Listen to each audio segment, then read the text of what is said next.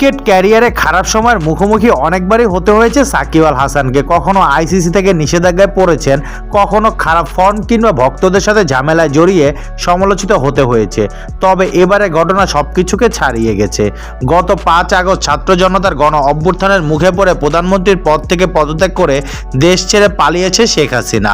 আর সদ্য বিলুপ্ত হওয়া দ্বাদশ জাতীয় সংসদের আওয়ামী লীগের টিকেটে নির্বাচিত জনপ্রতিনিধি ছিলেন ক্রিকেটার সাকিব আল হাসান। মাত্র কয়েক মাসের ব্যবধানে সংসদ সদস্যের পদ খোয়ালেন।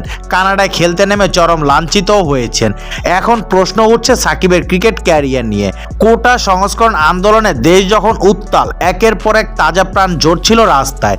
বিভিন্ন শ্রেণী পেশার মানুষের পাশাপাশি ক্রীড়াঙ্গনের অনেকে ছাত্রদের আন্দোলনের প্রতি সংহতি জানালেও নীরব ভূমিকায় ছিলেন সাকিব।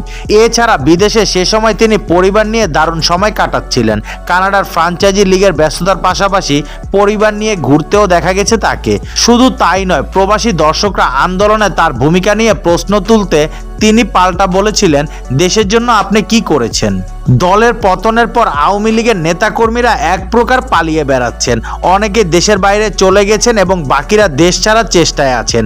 এমন অবস্থায় সাকিবের ক্রিকেট ফেরা নিয়ে অনিশ্চয়তা আছে।